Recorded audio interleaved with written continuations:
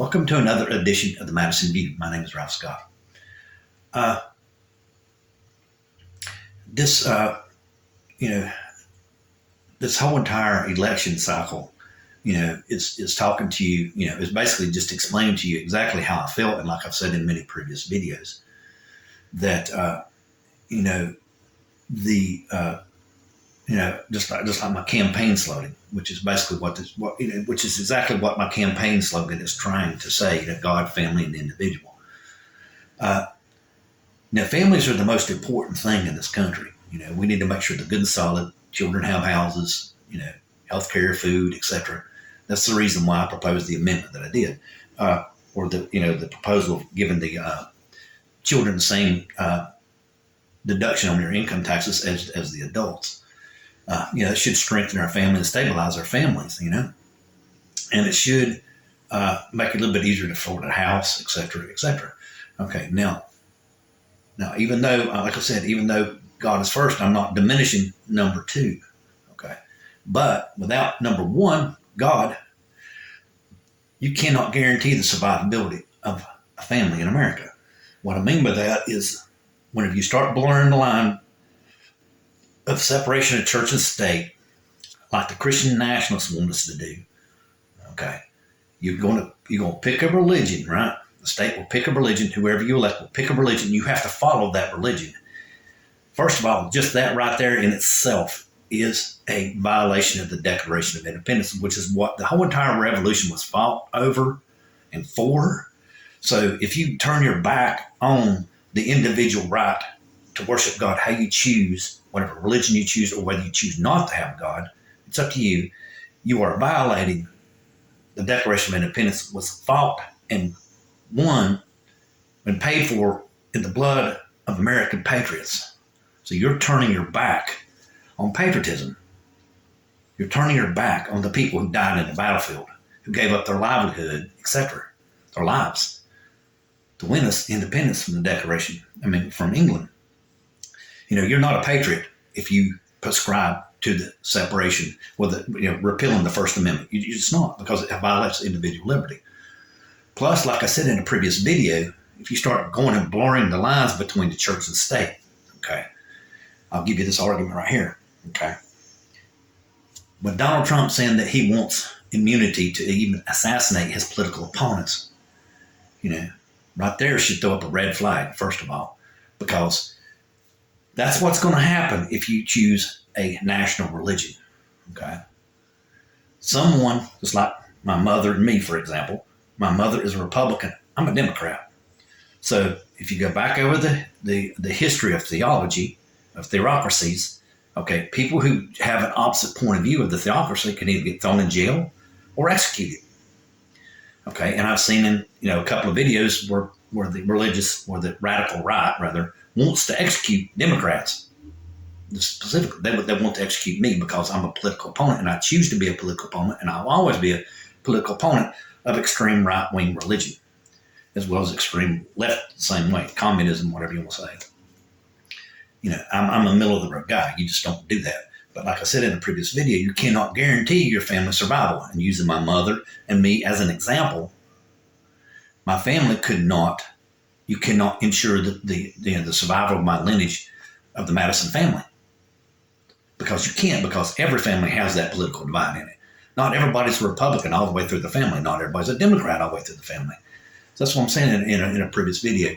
If we separate, if we get rid of the First Amendment, I can't guarantee, the survivability of your lineage.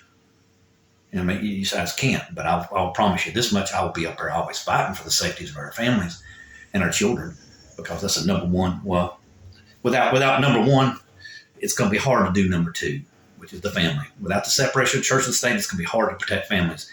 But you can guarantee that I will be up there doing that. I will do my best to make sure that line does not get blurred. We're still working on that every day. Donald Trump Jr. is saying that that religion and churches are under attack on a daily basis, and they're not. Now, there's different religious opinions that float around on a daily basis, but there's no one arresting people, which is what would be religion under attack, There's no one arresting people for your religion and throwing you in jail, which is what the Christian nationalists want to do. So then, therefore, religion would be under attack. So, you can say they could try to distort that ever how they wish, but they're the ones that are attacking religion. They're the ones that's destroying religion.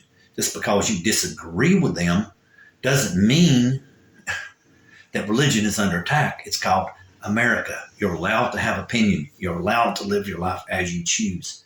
It's in the Declaration of Independence and paid for by the blood of our forefathers. So, I mean, it just, and if anyone lets themselves see anything other than that right there, then they are not a patriot. Period.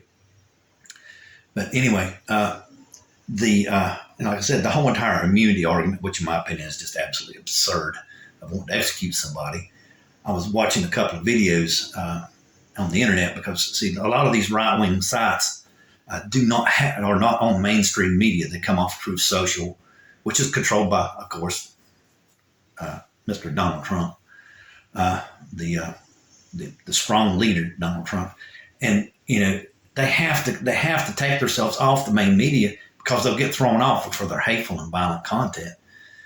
So I was watching one clip from one area, Nick Fuentes or whatever, he's the Nazi in America, was laughing and saying that with the host asking, would you kill someone if Donald Trump told you to? And Nick Fuentes just started laughing and saying, oh, that's a joke. I'd never do something like that. He made it out to be a joke. It's not a joke for a president of the United States to ask for the authorization to kill someone, a political opponent. That's what they do in Russia and in China, in Iran, and stuff like that there. This is the United States of America. It's not even funny. It's farthest thing from funny you can get. What's funny is you make fun of, like me, for my bald head. That's funny, And they even brung up in this video, just in case you don't think they ain't going to do more conspiracy theories. They brung up in I saw it on video. They were interviewing Marjorie Taylor Greene, right? And since Donald Trump gives everybody nicknames, I'm gonna give Marjorie Taylor Greene Miss Kitty Litter, because I don't know if everybody remembers that or not. Somehow or another, even made it into her kitty litter analogy, even made it into the New Hampshire primary somehow or another during an election of some kind, where she thought, where she was going around saying that the public schools were teaching children to identify as cats and teaching them how to use litter boxes and stuff like that right there. And it come out to be as what it was is whenever there's a shooter situation, the children cannot leave the classroom and go to the bathroom. And if they put litter in the trash can and the child have to use the bathroom, which I would assume you're going to have to because your nerves are going to be shot, all they got to do is just pull the bag up out of and throw it away. It doesn't create a big time mess because someone has to go to the bathroom, and I'm assuming somebody's going to go to the bathroom under a shooter situation. They're going to be nervous. So, I mean, it's actually a very logical thing, but Marjorie Taylor Greene made it sound like the left wing was taking over the world. And in one of the videos that they did with an interview with somebody, I'm not quite sure what reporter it was probably some right-wing media thing that they were doing. Marjorie Taylor Greene started ranting about how Nikki Haley's votes were rigged and Donald Trump's was the only votes and Biden got no votes on the write-in campaign and all this stuff. I mean, she's totally wrong, But I think all it comes down to is Donald Trump was, according to polls, was supposed to go in there and walk out of New Hampshire with like 60 to 65% of the vote, and he didn't do it. So actually, Nikki Haley did win in New Hampshire. She took away a lot of the votes that were not present, that were present for other people. So she's actually gained ground on Donald Trump, and that all it comes down to, all it comes down to is they just don't want to admit it, she has actually won. She's actually gained ground. Okay. And like I said, Marjorie Taylor Greene going off with this all fraud. They're going to say something if the vote don't turn out the way they want to. They're going to go right back down the same path. It isn't going to be anything different than it is right now. Everybody just thinks it is, but they're not. Okay. And then I read another article, on the internet about that we're talking about abortion. Under since the end of Roe, right? they were talking about the increase in pregnancies. One website said that pregnancies had increased by so many percent. That was a good thing. And then you go read down further into other articles and you find out that what it comes down to is because 90% of the states that do this stuff right here do not have an exception for rape. There's been over 5,600 or something like that. It's over 500,000 rape cases in the United States, if I read my article right, that has got women pregnant, basically. And 45% of all those pregnancies were in the state of Texas.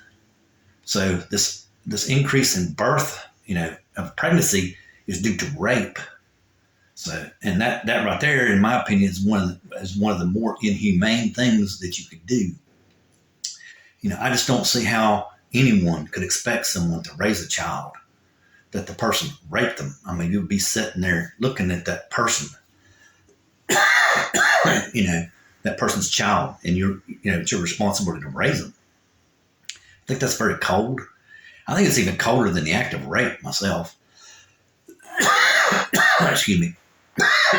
I think so.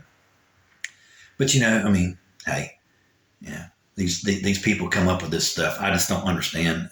I don't see how you can't say that an abortion would be an answer to a prayer right there, because, I just couldn't understand. Well, I'm going to say I can't understand, but I can only imagine really what it would be like to do that.